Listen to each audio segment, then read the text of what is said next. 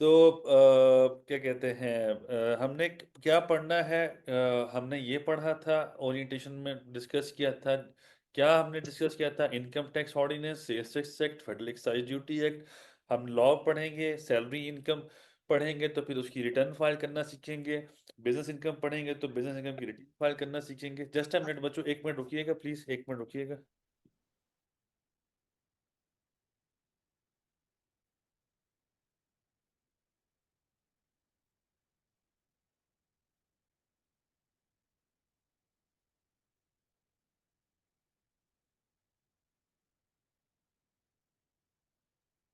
Sorry बच्चों। अच्छा। तो अब फिर आगे से ये था सिंपल सा कि हमने क्या किया। इनकम टैक्स में पढ़ेंगे, सैलरी पढ़ेंगे, सैलरी के बाद उसकी रिटर्न फाइल करेंगे। फिर हम पढ़ेंगे बिजनेस इनकम, उसकी रिटर्न फाइल करेंगे। फिर हम पढ़ेंगे उसके बिजनेस इनकम के, अच्छा बिजनेस इनकम पढ़ेंगे कहाँ से? कानून से पढ़ेंगे। लॉ पढ़ेंगे, लॉ के साथ फिर प्रैक्टिकल एप्लीकेशन। हमारा कोर्स मोर ज्यादातर प्रैक्टिकल एप्लीकेशन पे, और प्रैक्टिकल एप्लीकेशन कैसे? लाइव डिमॉन्स्ट्रेशन होगी, व्हाइट बोर्ड पे भी होगी, और मैं आपको अपनी स्क्रीन शेयर करके दिखाऊंगा। सारा कुछ लाइव होगा, each and everything live demonstration होगी। कोई भी ऐसी चीज नहीं होगी। पहचान में आ रहे हैं सर? पता पता नहीं, मैं पहचान में नहीं आ रहा सच में, खुद खुद अब आज देख रहा हूँ तो ऐसा अजीब सा लग रहा है। अच्छा खैर। तो ये पढ़ेंगे, उसके बाद फिर हम क्या कहते हैं, फिर अपील्स हमारे, फिर केसेस होंगे, ऑडिट्स, ऑडिट क्या क्या होता है, और फिर withholding income tax proceedings, proceedings income tax में कौन कौन सी होती हैं वो पढ़ेंगे। उसके बाद फिर ऑर्डर होगा, उसकी अपील्स को पढ़ेंगे हम इंशाल्लाह। अपील्स पढ़ने के बाद कि मतलब ऑर्डर हमारे खिलाफ होगा तो अपील में जाएंगे। अपील कहाँ कहाँ लेके जाएंगे? Commissioner appeal, appellate tribunal, high court, supreme court, ये सारा हम देखेंगे। मतलब फ्रॉम बेसिक से, आयरस से लेके हम till supreme court of Pakistan तक सब कुछ कवर करेंगे। हम सब कुछ कवर करवाएंगे इंशाल्लाह, ऐसा नहीं होगा नहीं कवर हो। इसी तरह फिर सेल्स टैक्स आएगा। सेल्स टैक्स में हम बेसिक से लेके, बेसिक जल्दी पढ़ा जाएगा, फिर रिटर्न पे जाएंगे, स्केड्यूल स्टडी होंगे, और उसके बाद हम उसके भी केस पढ़ेंगे इंशाल्लाह। और फिर एफईटीवी बीच में आ जाएगा, फिर कॉर्पोरेट लॉ आएगा, कंपनीज रजिस्ट्रेशन कैसे करनी है, पार्टनरशिप रजिस्ट्रेशन कैसे करनी है, वो जस्ट हम रजिस्ट्रेशन के ऊपर फोकस रखेंगे। और एनुअल फाइलिंग क्या क्या होती है उसके ऊपर।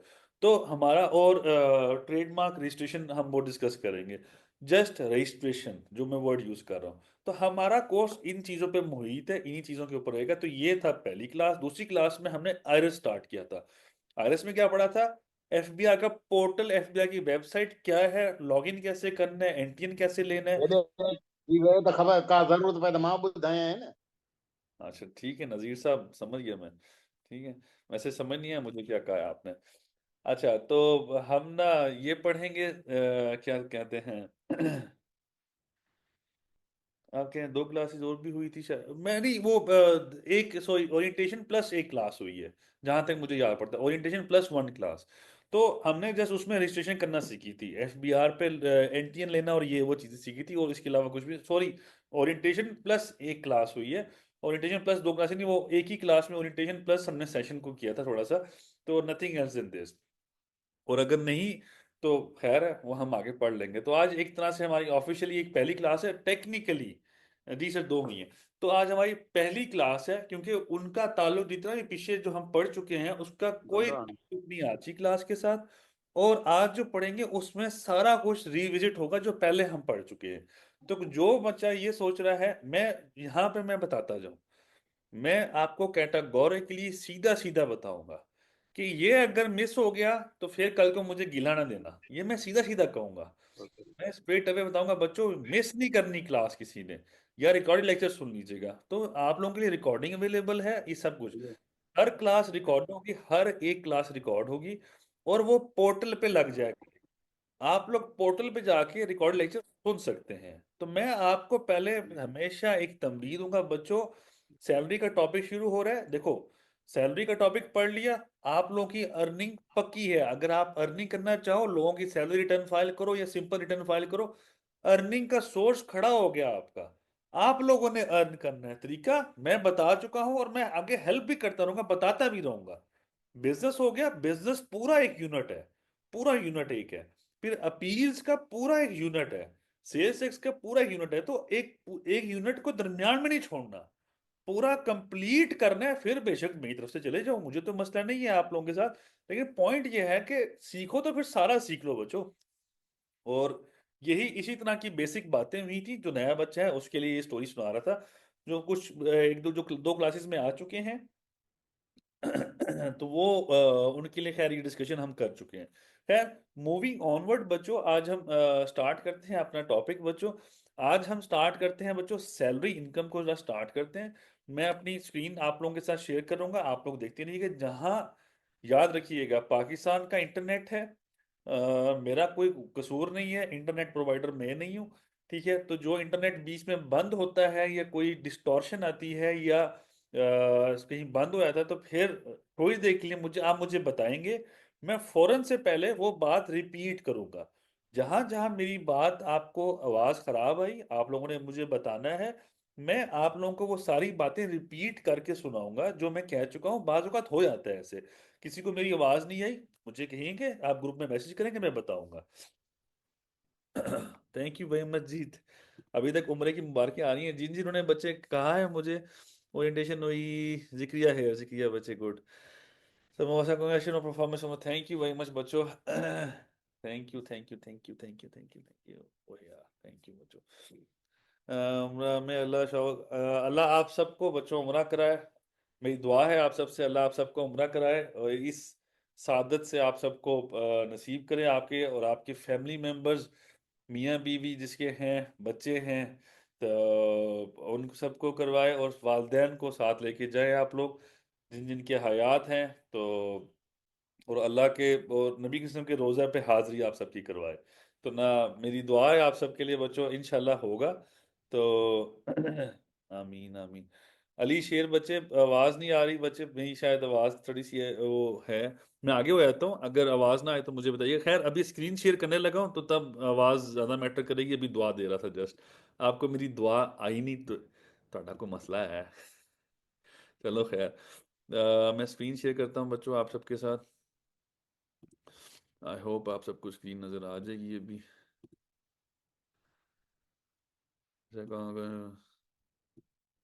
Thank you very much Naeem साहब, नईम बेग साहब, थैंक यू वेरी मच बच्चे। अच्छा। पर हम सबका बहुत शुक्रिया बच्चों। चलें बच्चों, हम से जरा आते हैं अपने टॉपिक की तरफ। आज हम टॉपिक स्टार्ट कर रहे हैं बच्चों। पहला टॉपिक है, पहली क्लास है एक तरह से, आप लोग जीरो से स्टार्ट कर रहे हैं, बेफिक्र रहें। जहां आप लोगों को लगेगा ना कि ये सर हमें नहीं समझ आ रहा, तो मैं खड़ा किस लिए हूं, समझाने के लिए तो खड़ा हूं। तो परेशान किसी ने नहीं होना मेरे होते हुए। टॉपिक से या इनकम टैक्स एफबीआर का अब्बू भी आ जाए ना, तो मैं अगर आपके साथ हूं ना, तो बच्चों टेंशन नहीं लेनी। इंशाल्लाह हम ही जीतेंगे, वो हारेंगे, तो घबराना नहीं है किसी ने। ठीक है, इस चीज की टेंशन डालें। खैर, एफबीआई की साइट बच्चों मैंने खोली है जैसे आप सबके आगे। ठीक है, तो एफबीआई की साइट यही है। एफबीआई की साइट सबके आगे यही पेज खुलेगा। मैं जरा नीचे जाता हूँ। मैंने आपको पहले दिन बताया था, यहाँ पे आता है एक्ट्स। सबसे टॉप पे यहाँ पे आ रहा है एक्ट्स। आप इस एक्ट्स पे क्लिक करें बच्चों। जैसे मैंने एक्ट्स पे क्लिक किया, यहाँ पे आ रहा है इनकम टैक्स ऑर्डिनेंस 2001, मैंने इस पे क्लिक किया। फिर इधर आ रहा है income tax ordinance amended up to 30/6/2024। ये मैंने डाउनलोड कर लिया, ये डाउनलोड हो रहा है। मैं अगेन एफबीआई की साइट पे जाता हूँ, आप सबको दिखाता हूँ बच्चों। एफबीआई की साइट खोलो सारे के सारे, fbr.gov.pk। मैं जरा स्क्रॉल डाउन करो, नीचे आता हूँ, यहाँ पर आ रहा है एक्ट्स ऑर्डिनेंस रूल्स। कुछ भी, किसी पे भी, तीनों में से किसी एक पे भी क्लिक कर लो, तीनों में से किसी एक पर भी। मैं ऑर्डिनेंस पे क्लिक करता हूँ, ये पेज खुलेगा। यहाँ पर आ रहा है इनकम टैक्स ऑर्डिनेंस, मैंने माउस को फॉलो करिएगा बच्चों। इनकम टैक्स ऑर्डिनेंस 2001, इस पे क्लिक किया। फिर सबसे टॉप पे जो आ रहा है income tax ordinance 2001 amended up to 30/6/2024, इस पे क्लिक कर दो।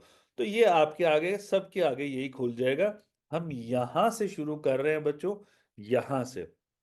तो आज हम ऑफिशियली मतलब एक तरह से ना, पहला पहला टॉपिक है सैलरी का। याद रखिएगा, मैं बेसिक से शुरू करूंगा, बेसिक से। बेसिक का मतलब वेरी बेसिक, ठीक है।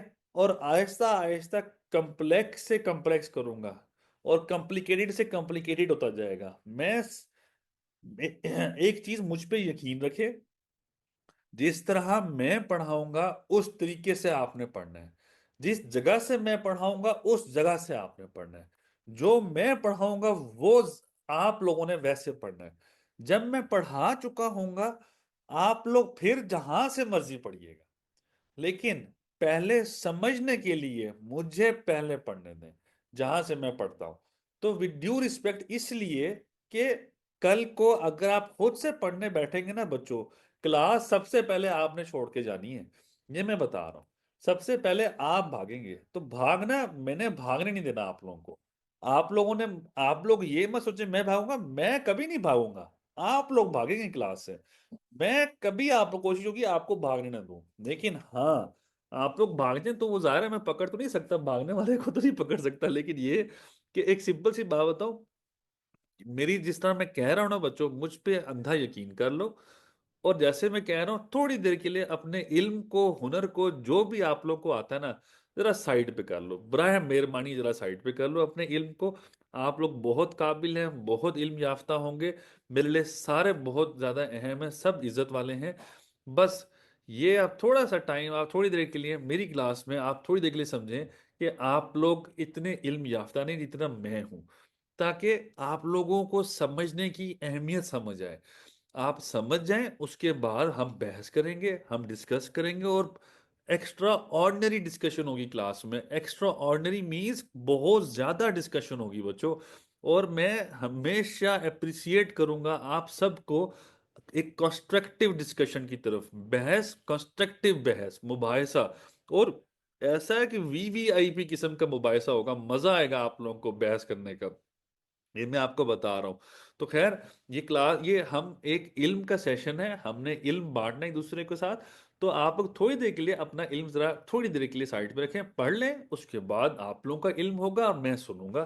तो अभी मैंने इनकम टैक्स ऑर्डिनेंस डाउनलोड किया, मैं आप सबके सामने सबसे पहले सेक्शन नंबर 10 पे जाता हूँ। 10 है कि 11 है, एक मिनट।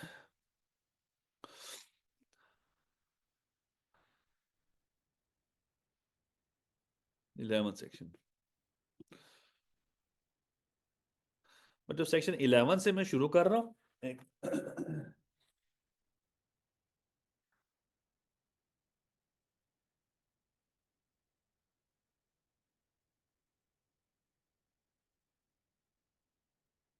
सॉरी। अच्छा, सेक्शन 11 से बच्चों शुरू कर रहा हूँ। Section 11 of income tax ordinance, heads of income क्या कह रहा है? For the purpose of imposition of tax and computation of total income, और income shall be classified under the following heads, namely कौन कौन से? Salary, income from property, income from business, capital gain and income from other sources. कहना क्या चाह रहा है कानून? क्या कहना चाह रहा है कानून? कह रहा है कि टैक्स लगाने के पर्पस की वजह से और टोटल इनकम को कैलकुलेट करने की वजह से तमाम की तमाम इनकम्स जो हैं वो इन नीचे वाले हेड्स, जो 5 हेड्स दिए हुए इसमें क्लासिफाइड हैं। मतलब आपकी 5 तरह की इनकम हो सकती है। 5 तरह की इनकम कौन कौन सी? Income from salary, income from property, income from business, income from capital gains and income from other sources. ये 5 हेड्स ऑफ इनकम है। आपकी इनकम इनके अलावा किसी और हेड में डल ही नहीं सकती। कानून कह रहा है कि आपकी इनकम्स 5 तरह की हैं।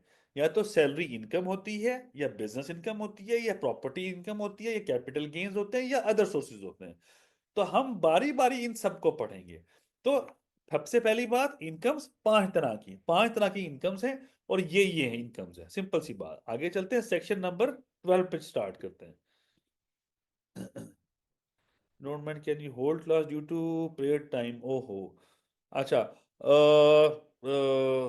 चलो, ठीक है बच्चों। सॉरी, वो एक नमाज का टाइम आ गया बीच में। तो इस तरह करते हैं, 10 मिनट की ब्रेक कर लेते हैं। 10 मिनट की ब्रेक। 10 मिनट, 6 बज के 10 मिनट पे सारे वापस। तो ब्रेक के बाद क्लास में सारे वापस, मैं यहीं पे हूँ। हम बहस करें, किसी ने डिस्कशन करनी है तो डिस्कशन कर लेते हैं। तो फिर मैं तो नमाज क्लास के बाद ही पढ़ूंगा। तो किसी ने कोई बहस करनी है, कोई टॉपिक डिस्कस करने, कर लो। जिसने नमाज पढ़नी जाके नमाज पढ़े। 10 मिनट में, 7 बज के 10 मिनट पे क्लास रीज्वाइन करनी है। और मैं क्लास में स्टार्ट रहेगी, मैं सिर्फ रिकॉर्डिंग। अच्छा, सारे बच्चों गौर से सुन लो, जितने भी सवाल हैं उनका एक ही जवाब देता हूँ प्रॉपरली। बच्चों, इस कोर्स के बाद, इस कोर्स में के बाद शर्त यह है कि कोर्स में मेहनत करें आप, मुझसे सवाल पूछें, मेरा सर खा जाएं आप। और पढ़ें जो मैंने पढ़ाया है, जो समझाया है वो पढ़ें। जो मैं केस क्लास में पढ़ाऊंगा, केसेस पढ़ाऊंगा क्लास में, वो पढ़ें। जो मैं जितना क्लास में पढ़ाया सिर्फ वो पढ़ लें। मैं सिर्फ वो कहता हूँ, जो मैं क्लास में पढ़ाऊंगा बस वो पढ़ लें बस। ठीक है ना, सिर्फ वो पढ़ लें। तो बच्चों, कंपनीज जिसमें प्राइवेट लिमिटेड चाहे पब्लिक लिमिटेड हो, उसके अलावा इंडिविजुअल्स एओपीज, उसकी टैक्स रिटर्न्स, उसकी बिजनेस की रिटर्न्स, उसके अलावा क्या कहते हैं, उनके केसेस, उनको ओपिनियंस देना, उनकी विद होल्डिंग्स करना, उनकी एग्जाम्पशन सर्टिफिकेट्स, उनके एग्जाम्पशन निकलवाना, उनके टैक्स के मिसलीनियस मामलात, सेल्स टैक्स के मामलात, एफईडी के मामलात, ये सब कुछ आप कर सकते हो जो मैं पढ़ाऊंगा। अगर आप वो समझ जाओ और वो डिस्कस कर सको क्लास में मेरे साथ, आप कर सकते हो। अगर आप करना चाहो तो। और बस सिर्फ मेहनत कर लो बच्चों। ये मैं बता रहा हूँ, मुझे नहीं पता आप लोगों ने कोर्स की इतनी फीस पे की है। मेरा बच्चों जो मेरी सेल्स टीम है, मैं उनके साथ ये नहीं पूछता कि कितने पैसे भरे हैं। हाँ, मैं इस कॉलेज का एक परसेंटेज ओनर जरूर हूँ, बट मुझे नहीं पता यहाँ क्या, क्योंकि वो दूसरे पार्टनर है, वो देखते हैं। मैं यहाँ पे टीच करता हूँ, मैं पढ़ाता हूँ, मैं पढ़ा रहा हूँ काफी अरसे से, मैं पढ़ाता आगे भी रहूंगा इंशाल्लाह। मेरा काम, मैं अगर आपसे कहूँ, अगर कोई जो मेरे साथ पार्टनर्स है ना, मैं आपको एक मिसाल देता हूँ। जो मेरे साथ पार्टनर्स है, उसमें से 3 पार्टनर्स मेरे स्टूडेंट्स हैं। तीन, चार, 4 पार्टनर्स मेरे स्टूडेंट्स हैं। ठीक है। तो मैं आपको बताने की कोशिश कर रहा हूँ, जो मेहनत करेगा ना, मैं उसको रिस्पेक्ट भी देता हूँ और उसको जगह भी देता हूँ। ठीक है। और मैं दूंगा। ठीक है। और मैं हर मुमकिन कोशिश करूंगा आप सबके जितने भी मसाइल हो वो हल हो, चाहे कराची में हो, कोयटा में हो, पाकिस्तान के जिस मर्जी कोने में। मैं, बहुत मुमकिन है कि मैं हर जगह पर, मेरे जानने वाले बैठे होते हैं, मैं उनसे हेल्प करवा लूँ, मैं निकल आते हैं जानने वाले। तो आपने बस मेहनत करो बच्चों, जो मैं पढ़ा रहा हूँ। और आप लोग इस कोर्स की फीस, अगर मैं, if I am not wrong, किसी ने 20,000 से लेके 40,000 तक किसी ने इसके रेंज में भरी होगी, मुझे नहीं पता कितनी भरी है। आप लोग एक दिन कहोगे कि सर अगर लाख रुपए भी कहते ना, तो ये वो भी कम फीस थी, ये मैं आपको बता रहा हूँ। लेकिन हाँ, it's a right now it's not the right time to say all of these kind of things. But मैं ये बता रहा हूँ कि ये कोर्स क्या है, ये चार्टर्ड अकाउंटेंट्स जो लॉ फर्म्स हैं, ठीक है, वो दोनों का एक तरह से मर्जर है। ये दोनों का मर्जर है। तो जो फजूल चीजें वो पढ़ा रहे होते हैं या कर रहे होते हैं, वो मैंने सारी साइड पे की है। मैं, अगर किसी को मेरी क्वालिफिकेशन का पता या नहीं पता, मैं वैसे बताता हूँ, मैं एसीसीए हूँ, साथ एलएलबी हूँ।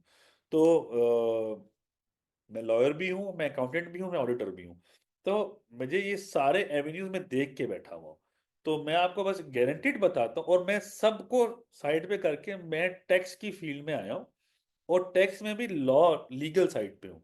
तो प्योरली जो इस साइड पे हूँ, तो मैं आपको बता रहा हूँ कि जो बेहतर साइड है, मैं उसी साइड पे आया हूँ, और खुद अपनी मर्जी से पसंद करके आया हूँ इस तरफ। ये मेरी ख्वाहिश थी, मजा करके आया हूँ, मतलब मैंने सब चीज़ें एक्सप्लोर करके, जरील रुसवा होके, जो जिसमें मुझे सबसे ज्यादा मजा आया उस साइड पे मैं हूँ।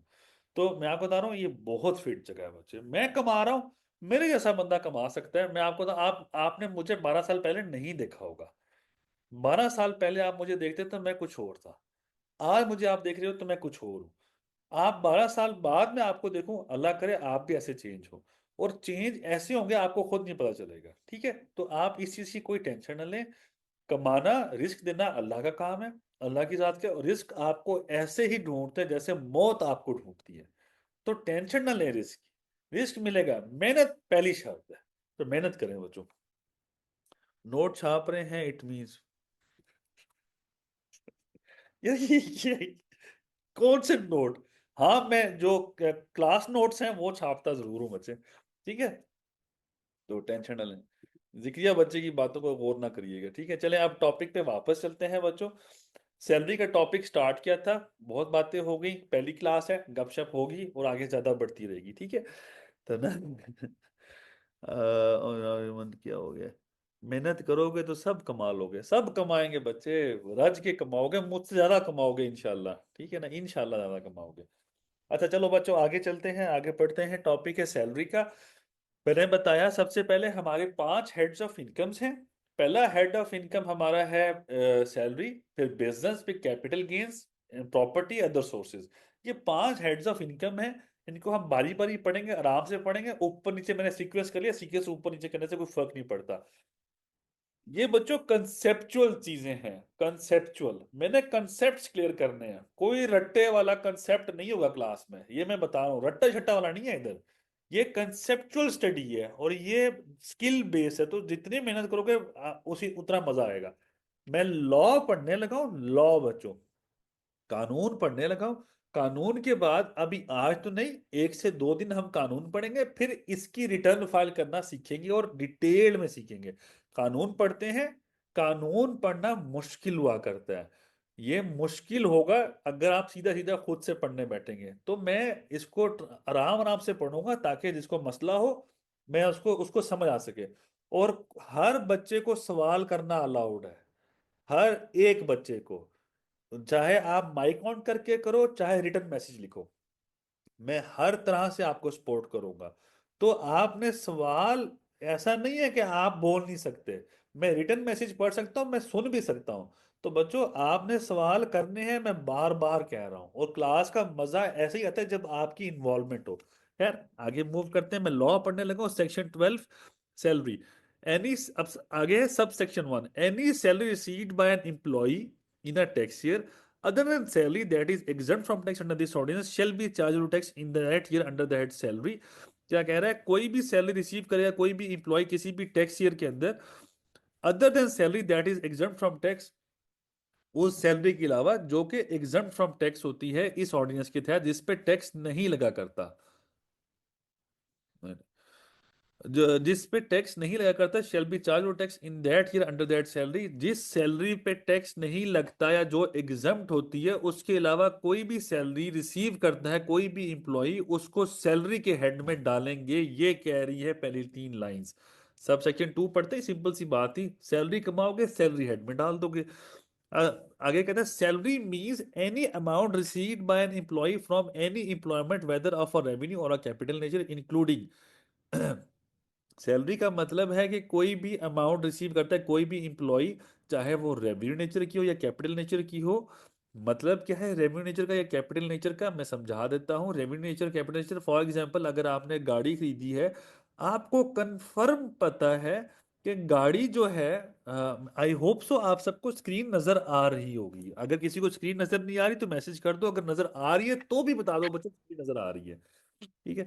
अच्छा, कोई एनी पे वेज, सॉरी, कैपिटल नेचर और रेवेन्यू नेचर का क्या मतलब है।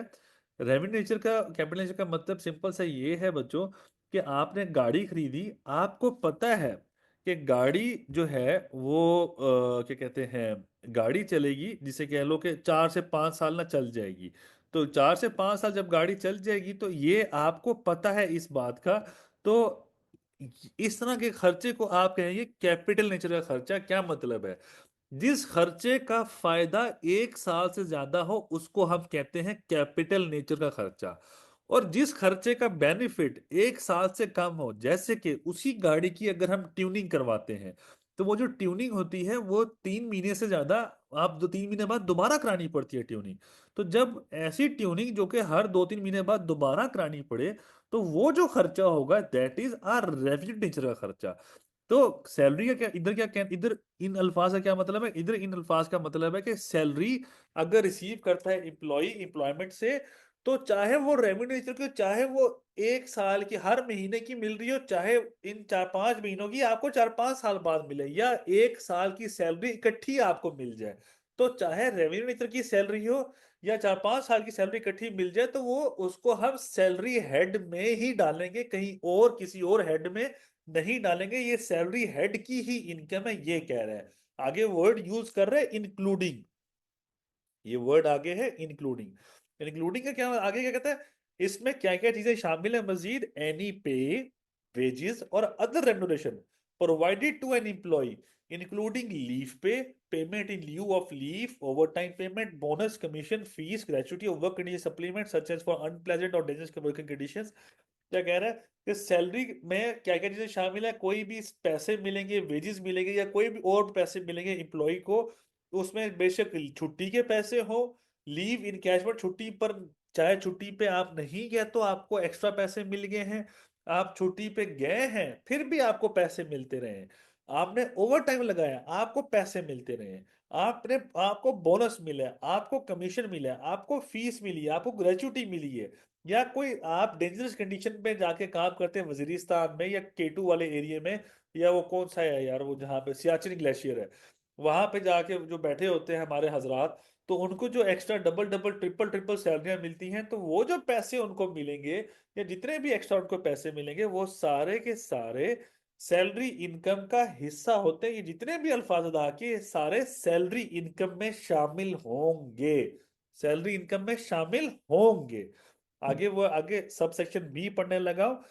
बी क्या है? Any perquisite whether convertible to money और नॉट, कोई भी ऐसी परक्विजिट का मतलब है सहूलत, कोई भी ऐसी सहूलत जो पैसे में कन्वर्ट हो सकती है या नहीं हो सकती, चाहे हो सकती है या नहीं हो सकती, फिर भी सैलरी इनकम का हिस्सा होगी।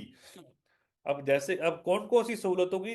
जैसे कि आपको गाड़ी प्रोवाइड कर दी है कंपनी ने, अगर कंपनी ने आपको गाड़ी प्रोवाइड कर दी है तो सैलरी इनकम का हिस्सा होगी।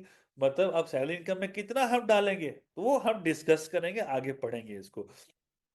आगे ये कहता है the amount of any allowance provided by an employer to an employee including cost of living, subsistence, rent, utilities, education, entertainment और ट्रेवल अलाउंस, ये जितने भी अलाउंसेस लिखे हुए हैं। अब एक तरफ उसने बात की बी एनी परक्विजिट, कोई भी सहूलत, वर्ड यूज कर रहा हूं सहूलत, और यहां पे क्या है? The amount of any allowance, allowance का मतलब है कोई भी एक्स्ट्रा पैसे, सहूलत घर दे दिया गया एक तरह से, और अलाउंस दे दिया गया, अलाउंस का मतलब है आपको एक्स्ट्रा सैलरी में पैसे दे दिए गए, तो सहूलत भी मिल गई सैलरी का हिस्सा, पैसे एक्स्ट्रा मिल गए सैलरी का हिस्सा। कौन कौन से?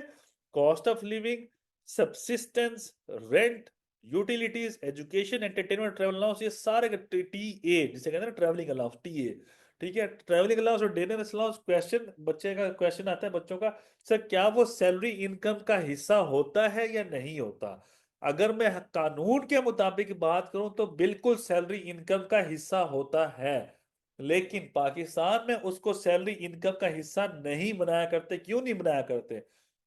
पाकिस्तानियों की बेगैरती की वजह से। सॉरी अल्फाज बुरे हैं बट रियलिटी ये है, वो जानबूझ के नहीं बनाते, बट ये सैलरी इनकम का हिस्सा हुआ करता है। क्यों होता है हम पढ़ेंगे। अच्छा, बट यहां से आगे, but shall not include any allowance solely expanded in the performance of employees duties of employment, लेकिन इसमें वो अलाउंस शामिल नहीं है जो कि एम्प्लॉय ने एम्प्लॉयमेंट के लिए खर्च किया और उसको मिले पैसे। मतलब मैं एग्जांपल देता हूं, फॉर एग्जांपल मुझे मेरे एम्प्लॉयर ने कहा जाओ लाहौर से लैपटॉप लेके आओ, जाओ कराची जाओ, वहां से क्या कहते हैं यार वो वहां पे खाने की जगह है, वहीद कबाब हाउस, वहीद कबाब हाउस से मेरे लिए कोई कबाब लेके आओ, पता नहीं क्या होता है वो, जो भी है, तो वो लेके आओ। या उन्होंने कहा है, जाओ कोयटा, कोयटा से जाओ वहां से जाके मेरे लिए रोश लेके आओ। या उसने मुझे भेजा है पिशावर, और जाके उसने मुझे कहा है मेरी तो, मैं थोड़ा सा हेल्दी हूँ तो मेरा तो हर बात खाने के ऊपर आगे खत्म हो जाती है, तो खैर मजाक कर रहा हूँ। पिशावर भेजा, उसने कहा जाओ शिनवारी लेके आओ। तो खैर मतलब मेरे एम्प्लॉयर ने अगर मुझे कोई पैसे दिए हैं कि मैं फलानी जगह जाके वो सामान लेके आऊं जो मेरे मालिक ने कहा है, मेरे एम्प्लॉयर ने कहा है, मुझे पैसे मिले हैं, मैं गया हूँ वो चीज लेके आया हूँ, तो जो पैसे मुझे दिए हैं, फॉर एग्जांपल उसने कहा लैपटॉप लेके आओ, फॉर एग्जांपल उसने कहा मशीनरी लेके आओ पिशावर से, कोयटा से, कराची से, कोई भी, मैं एग्जांपल खाने की दी है, कोई भी एग्जांपल फिट कर सकते हो।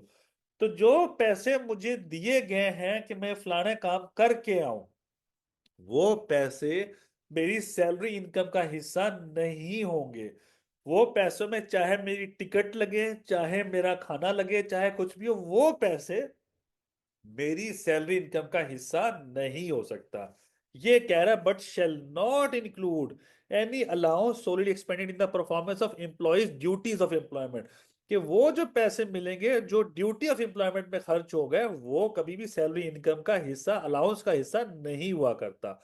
For removal of doubt it is clarified that allowance solidly expended in performance of performance does not include, मतलब इस अलाउंस में क्या क्या चीजें शामिल है, मतलब ये जो अलाउंसेस नीचे दिए गए हैं 1 और 2, ये सैलरी इनकम का हिस्सा जरूर होंगे, ये जो दो दिए हुए हैं ये सैलरी इनकम का हिस्सा जरूर है।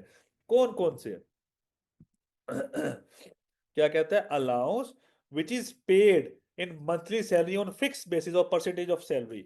तो जो भी अलाउंस मिलता है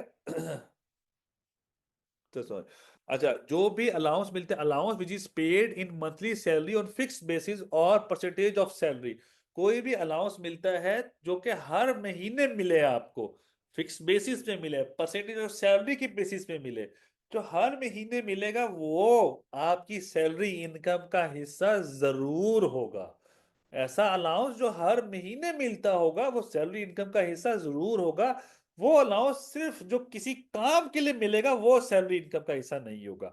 allowance which is not wholly exclusively necessarily और actually spent on behalf of the employer. For example, मुझे एम्प्लॉयर ने पैसे दिए, जाओ पिशावर से शिनवारी लेके आओ, या कोयटा से क्या बोला था, रोश लेके आओ, या कराची से वहीद कबाब हाउस से कुछ लेके आओ, या लाहौर से खोता कढ़ाई लेके आओ, ठीक है, सॉरी, ठीक है। तो ना मैं वहां पे खर्च कर, मैं गया वहां पे, मेरा टोटल खर्चा हुआ 80,000 90,000, मैं वापस सामान लेके आ गया। यहाँ पर जब आया तो 10,000 रुपये बच गए। जो पैसे बचे मैंने वो जेब में डाल दिए, एम्प्लॉयर ने या मालिक ने कहा यार ये रख लो, ये तुम्हारे पैसे हुए। तो वो जब पैसे जो पूरे खर्च नहीं हुए वो पैसे मेरी सैलरी इनकम का हिस्सा जरूर होगा। ये दो अलाउंसेस सैलरी इनकम का हिस्सा जरूर होंगे, ये कह रहा है कानून। यहां तक जिसको कोई समझ नहीं आया आप मुझसे पूछ सकते हैं। Gratuity at the time of retirement is taxable. बच्चे दिस इज अ क्वेश्चन, ठीक है, और ये क्वेश्चन आगे आएगा इंशाल्लाह, एड्रेस होगा, ठीक है। हाँ, ग्रेचुटी क्वेश्चन है। अब वैसे मैं एड्रेस, अब क्वेश्चन है कि क्या ग्रेचुटी सैलरी इनकम का हिस्सा होता है? तो पहला जवाब, पहला सवाल ये है। जिक्रिया बच्चे, मैं आपके सवाल को थोड़ा तरतीब दे देता हूँ। बच्चों का सवाल है कि क्या ग्रेचुटी सैलरी इनकम का हिस्सा है? तो जवाब है gratuity is the part of salary income. एक और सवाल आया, sir pension pension salary income का हिस्सा है? मैं कहूँगा जी सैलरी इनकम का हिस्सा है। क्या प्रोविडेंट ग्रेचुटी सैलरी इनकम का हिस्सा है? जी बिल्कुल सैलरी इनकम का हिस्सा है। अब आगे, क्या ये टैक्सेबल है? क्या ये टैक्सेबल है सर?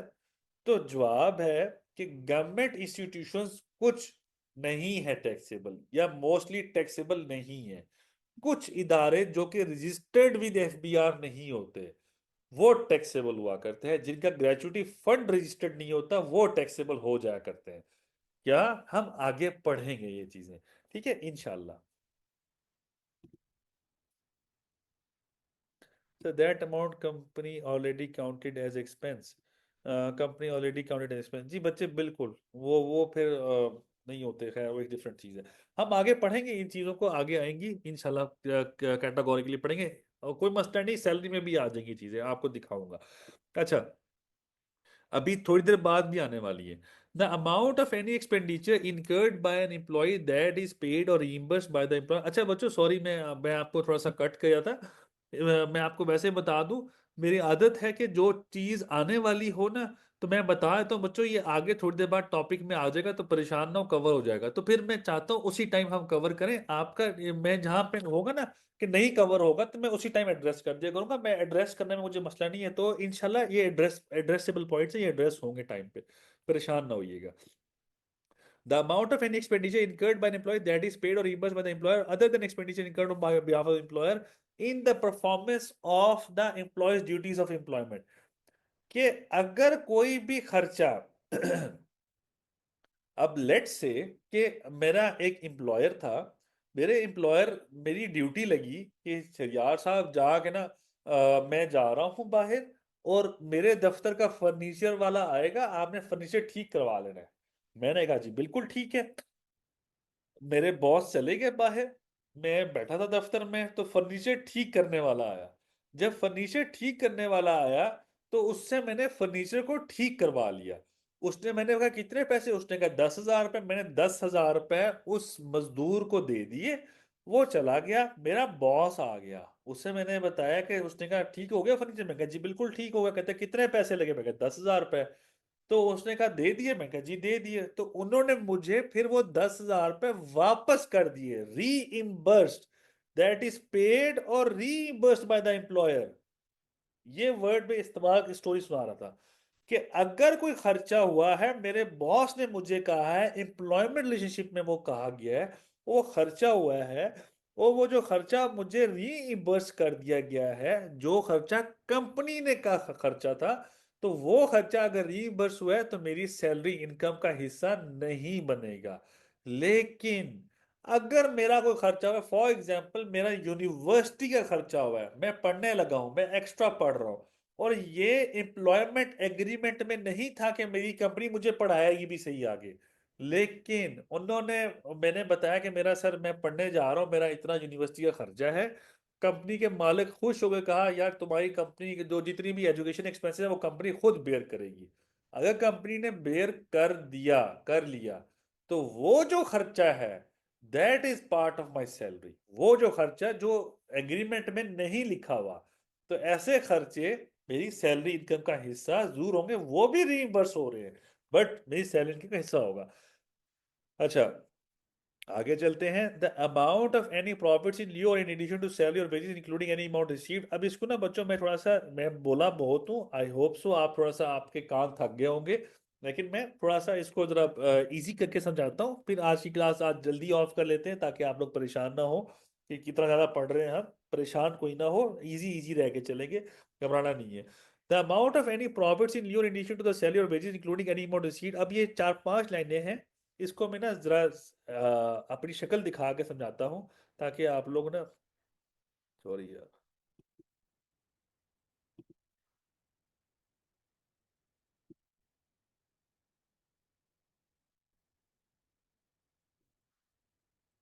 अच्छा, मोहम्मद इमरान बच्चे, how can determine the exemption from income tax. बच्चे, एग्जाम्पशन का टॉपिक है बहुत बड़ा, वो हम पढ़ेंगे क्लास में, वो कैसे होगा वो इंशाल्लाह आएगा, वो पढ़ लेंगे। ट्रैवल या किसी किस्म के काम के लिए दिए गए एम्प्लॉय को एम्प्लॉयर की तरफ से, तो वो किधर जाएंगे। तो स्पेसिफिक टास्क ट्रैवल या किसी किस्म के लिए दिए गए, मतलब अगर मुझे पैसे दिए गए कोई स्पेशल टास्क के लिए, बच्चे सॉरी, मुझे कोई स्पेशल काम के लिए दिए गए पैसे, तो वो जो पैसे उस टास्क के लिए जो भी खर्च हो रहा है वो मेरी सैलरी इनकम का हिस्सा नहीं होगा, कंपनी का खर्चा जरूर हो रहा है, कंपनी का खर्चा है, मेरी सैलरी इनकम का हिस्सा नहीं है, ये बात है, वो कंपनी का बिजनेस एक्सपेंस है। जब सैलरी इनकम में नहीं आएगी तो कंपनी का बिजनेस एक्सपेंस है, सिंपल सी बात है। चाहे मैं कर रहा हूँ, कंपनी ने मुझे कहा जाके लैपटॉप ला के दो, मैं लैपटॉप लेके आया, मैंने पर्ची भी तो ला के देनी है ना, साथ एविडेंस भी तो लेके आऊंगा ना, सर ये आपने पर्ची जो भी है, चाहे नाचने की लेके आओ चाहे जिसकी मर्जी लेके आओ, वो जो पर्ची होगी दैट इज कंपनीज एक्सपेंडिचर, मेरी सैलरी नहीं है, मेरी इनकम नहीं है। हाँ, जिससे मैंने चीज खरीदी है उसकी इनकम जरूर होगी। तो अभी जो मैंने कुछ हाईलाइट की थी पॉइंट, वो थोड़ा सा मैं आपको आसान भाषा में समझाता हूँ ताकि कोई परेशान ना हो, इजी इजी रख के चीज रखते। तो कानून ये कह रहा है कि अगर कंपनी को कोई ज्वाइन करता है, कंपनी को कोई ज्वाइन करता है, तो अब जैसे मैं अपनी एग्जांपल लेता हूँ ताकि मजाक भी हो जाए और समझ भी आ जाए, अल्लाह करे। ठीक है। अच्छा, मेरा सबसे पहले मुझे ऑफर आई कंपनी से, उन्होंने कहा कि भाईजान आ जाओ हमारी, तो लेट से कि मैं जोंग में काम कर रहा हूँ, जोंग में मोबाइल कंपनी है, अगर किसी सबको पता होगा, जोंग में मैं काम कर रहा हूँ। मुझे फोन आया जी, मैंने अप्लाई कर दिया, या मुझे एक रैंडम सी कोई मतलब जो यूफोन से कॉल आ गई कि भाईजान आप ना जरा इधर आ जाए, आप इधर आ जॉब करना चाहेंगे। मैं कहूँगा जी बिल्कुल, आप कौन। उन्होंने बताया जी मैं डायरेक्टर लीगल बात कर रहा हूँ जी, यूफोन का। तो आप मेरे पास काम कर लें, तो जो जोंग में पैसे ले रहे हैं इतने पैसे मैं दे दूंगा। तो मैं कहूँगा कोई जोंग आसमान से उतरी हुई चीज़ है, मैं क्यों हूँ आपके पास काम करने के लिए, जब पैसे भी का उतने ही हैं। अगर मुझे लेना ही है, कंपनी में रखना ही है, तो मेरे पैसे तो मुझे तो मतलब जिसे कहो कि आधे पैसे तो बढ़ाओ ना, मतलब लाख ले रहा हूँ तो 1.5 लाख दोगे तो मैं आ जाता हूँ आपके पास, एग्जाम्पल ले रहा हूँ, ठीक है। तो वो कहेंगे जी ठीक, इतने पे तो खैर ऑफर नहीं आती, ठीक है, बड़ी ऑफर आती है, लेकिन हाँ चलो जो भी। तो उन्होंने कहा, मैं कहूँगा 1.5 लाख दे दे, मैं आ जाता हूँ आपके पास। तो उन्होंने कहा कि वो कहते हैं कि तुम्हें देंगे ₹1,00,000, हाँ, लेकिन तुम्हें ना हम ज्वाइनिंग अलाउंस दे देते हैं। मैं कौन सा ज्वाइनिंग, कितना अलाउंस देंगे? कहते 10 लाख रुपए आपको ज्वाइनिंग अलाउंस देते हैं। मैं कहा ठीक है, आप मुझे अलाउंस दें, मैं आपके पास ज्वाइन कर जाता हूँ। वो अच्छा, अब मैं करीब आके बयान करता हूँ। बच्चे करीब आता तो ना एक्सप्रेशन नहीं आते वो वाले, इतना बड़ा मुंह आता है मेरा स्क्रीन के अंदर, ठीक है। तो ना, अच्छा, क्या कहते हैं, मुझे जी ज्वाइनिंग अलाउंस मुझे अगर मिलेगा, कंपनी मुझे कोई अलाउंस देती है। अच्छा अली शेर बच्चे, अपनी आवाज भी ऊंची करो और अपना जो मोबाइल या लैपटॉप थोड़ा अच्छा वाला ले लो तो अच्छा अच्छा रहेगा ना, ठीक है। सॉरी बच्चे, बस लेकिन ना, तो अब पॉइंट क्या है, सिंपल सा, कि अगर मुझे यूफोन वाले 1.5 लाख रुपए नहीं, 1 लाख पे, और मुझे साथ अलाउंस देते हैं, जो भी एक्स्ट्रा ज्वाइनिंग अलाउंस देते हैं, तो वो जो पैसे होंगे मेरी सैलरी इनकम का हिस्सा होगा। याद रखिएगा, मेरी सैलरी इनकम का हिस्सा होगा। दूसरी बात, अब अगर मैं वो छोड़ के जा रहा हूँ, कंपनी छोड़ के जा रहा हूँ, तो उन्होंने मुझे दिया गोल्डन हैंड। उन्होंने कहा कि भाईजान, ये आपको टर्मिनेशन बेनिफिट्स के नाम पे उन्होंने मुझे एक्स्ट्रा पैसे पकड़ा दिए, या मुझे गोल्डन हैंडशेक पेमेंट दे दिया। वो कहाँ लिखेंगे? वो भी मेरी सैलरी इनकम का हिस्सा होगा। टर्मिनेशन पे, ज्वाइनिंग पे जो पैसे मिलेंगे, सैलरी इनकम का हिस्सा। Change in change in environment या change in conditions of the agreement या एम्प्लॉयमेंट एग्रीमेंट।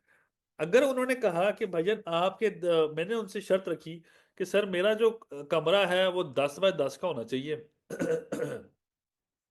20 में एलईडी लगा होना चाहिए, और बीच में अफगान कारपेट से कारपेट होना चाहिए, सोफे में सोच रहा हूँ इंटरवुड का फर्नीचर होना चाहिए, और क्या होता है, और मतलब शशकेबाजी मैंने की। मैंने कहा जी सर ये वाला मेरा कमरा होगा तो मैं ज्वाइन करूंगा। उन्होंने कहा जी ठीक है। जब मैं गया तो वहां पे कारपेट बिछा था कि जमीन पे बैठ काम कर, ठीक है। जब इस तरह की सिचुएशन, तो मैं कहा मैं तो नहीं काम करता। वो कहते हैं अच्छा ठीक है, चुप करके बैठ गया, 10 लाख पकड़, मुंह बंद कर काम कर। तो वो 10 लाख रुपए अगर मैंने पकड़ लिए, तो वो कहाँ जाएंगे? That is also part of salary. मतलब इंप्लॉयमेंट के एग्रीमेंट को चेंज करने पे जो भी पैसे मिलेंगे, सैलरी इनकम का हिस्सा। तो सैलरी, कंपनी ज्वाइन करने पे, एग्रीमेंट चेंज करने पे, रिटायर होने पे पैसे मिलेंगे, सैलरी इनकम का हिस्सा। आगे चलते हैं। अच्छा, अब मैंने कंपनी छोड़ दी, मुझे प्रोविडेंट फंड से पैसे मिले। कंपनी छोड़ी, मुझे प्रोविडेंट फंड से जो पैसे मिले, उसमें से वो वाला हिस्सा जो मैंने कंपनी को नहीं दिया था। मैं रिपीट कर रहा हूं, मेरे अल्फाज को और से सुनिएगा। मैंने कंपनी छोड़ी, मुझे रिटायरमेंट बेनिफिट मिला प्रोविडेंट फंड के नाम से या किसी और फंड के नाम से। उस फंड में से लेट से 50 लाख मुझे दिए गए, 50 लाख मुझे दिए गए। वो जो 50 लाख रुपए थे, उस 50 लाख में 25 लाख रुपए तो 30 साल तक कंपनी ने मेरी सैलरी से काटा था। कंपनी ने मेरी सैलरी से कुछ काटे थे पैसे। तो जो पैसे मेरी सैलरी से काटे थे, उसके अलावा जो भी पैसे मिले, कितने बच गए? 25 लाख रुपए बच गए। तो जो 25 लाख मुझे मिलेंगे, वो मेरी सैलरी इनकम का हिस्सा होगा। जो 25 लाख पहले जो मैंने मेरी सैलरी से कटा था, वो मेरी सैलरी इनकम का हिस्सा नहीं होगा। तो ये, अगर रिटायरमेंट बेनिफिट मिलता है तो इतना अमाउंट आएगी। हम डिस्कस करेंगे, कल का दिन भी है, टेंशन न लें इसको, ठीक है। अच्छा आगे चलते हैं। रिटायरमेंट बेनिफिट आ गया, ये आ गया, वो आ गया। एक मिनट, एक चीज रहती है, क्या चीज थी यार? हाँ, अच्छा, एक चीज, लास्ट चीज। अब उन्होंने मुझे कहा, जोंग ने मुझे कहा कि भाईजान अगर आपने हमारी कंपनी को छोड़ा, तो आपने किसी भी टेलीकम्युनिकेशन कंपनी के साथ जॉब नहीं करनी with in the area of 100 kilometres. 100 kilometre के अंदर अंदर, हमारी कंपनी के 100 किलोमीटर के अंदर किसी और टेलीकम्युनिकेशन कंपनी को ज्वाइन नहीं करना। आप नहीं कर सकते। अब अगर आप करोगे, तो आप एम्प्लॉयमेंट एग्रीमेंट की वायलेशन करोगे। मैं कहूंगा, आप कौन होते हैं मुझे ये एम्प्लॉयमेंट से बाहर करने वाले? ये तो मेरा फंडामेंटल राइट है। कॉन्स्टिट्यूशन ऑफ पाकिस्तान ने मुझे फंडामेंटल राइट दिया हुआ है, right to employ, right to work, या जो भी उसका एक राइट है, मुझे भूला हुआ है कौन सा उसका वर्ड यूज करते हैं, कौन सा राइट है, खैर मुझे भूला हुआ है। अच्छा, तो मुझे जो फंडामेंटल राइट है वो उससे मुझे वो नहीं कह सकते मेरा, लेकिन हाँ अगर उसके इवज मैंने पैसे पकड़े, रिस्ट्रिक्टिव को इसे एक वर्ड यूज करते हैं रिस्ट्रिक्टिव कोवेनेंट, ऐसा ऐसा एग्रीमेंट जो कि आप पे रिस्ट्रिक्शन लगाता है कि आप कहीं और काम ना कर सके, हमारी कंपनी को छोड़ने के बाद हमारी जैसी कंपनी के साथ काम ना कर सके 1 साल के अंदर तक, 1 साल के बाद जो मर्जी करें, उन्हीं उसी के साथ काम करें, जोंग के साथ, टेलेनॉर के साथ, यूफोन के साथ, जिसके साथ मर्जी करें, जैज के साथ, हमें कोई तो हमारा कोई मसला नहीं। तो अगर इस तरह की सिचुएशन, अगर एग्रीमेंट हुआ और मैंने उस एग्रीमेंट के इवज पैसे भी पकड़ लिए, तो वो जो पैसे मैंने पकड़े, तो अब जो भी, चाहे 1 रुपया पकड़ा चाहे 1 करोड़ पकड़ा, जितने भी पैसे पकड़े वो पैसे कहाँ आएंगे, मेरी सैलरी इनकम का हिस्सा होगा। तो ज्वाइनिंग के टाइम पे, एग्रीमेंट चेंज करने के टाइम पे, रिटायरमेंट के टाइम पे, प्रोविडेंट फंड मिलने के टाइम पे, और कोई रिस्ट्रिक्टिव कोवेनेंट लगे उस पे जो भी पैसे मिलेंगे सारे सैलरी इनकम का हिस्सा होते हैं। In other words salary income हुआ करती है ये।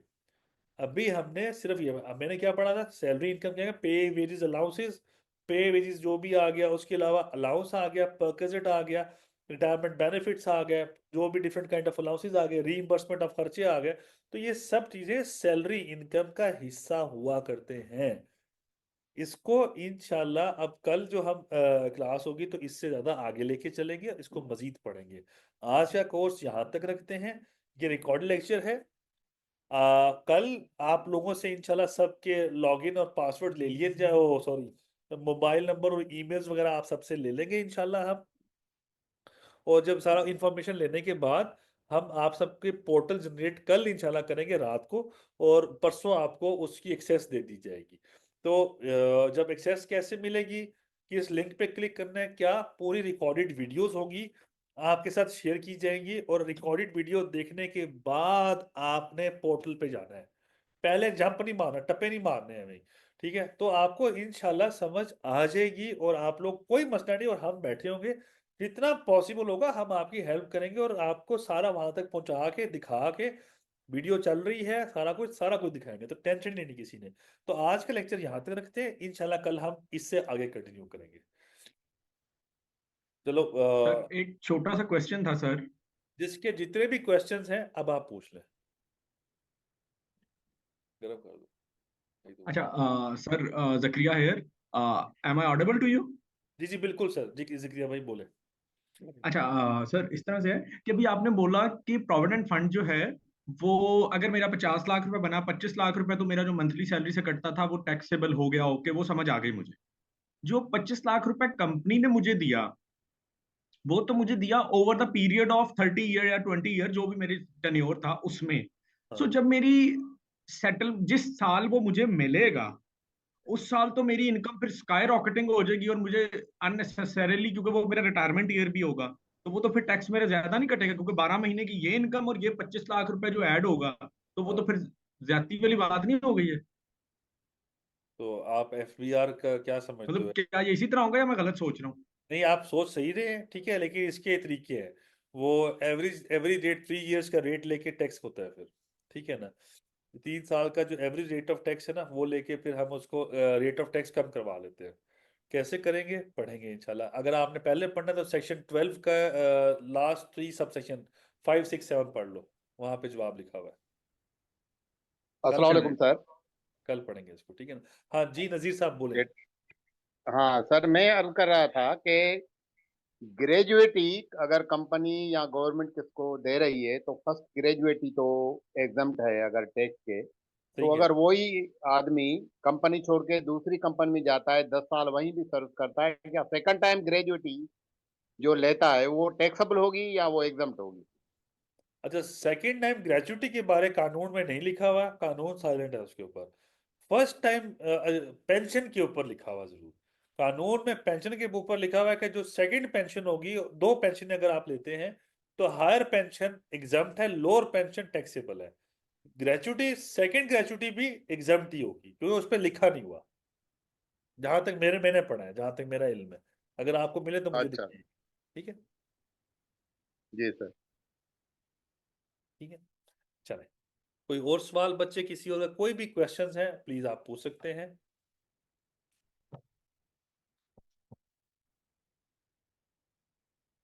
चलिए बच्चों एंड करते हैं यहाँ अच्छा पे। सर, हाँ हाँ जी एक बोले, क्वेश्चन एक क्वेश्चन और एक क्वेश्चन और सर।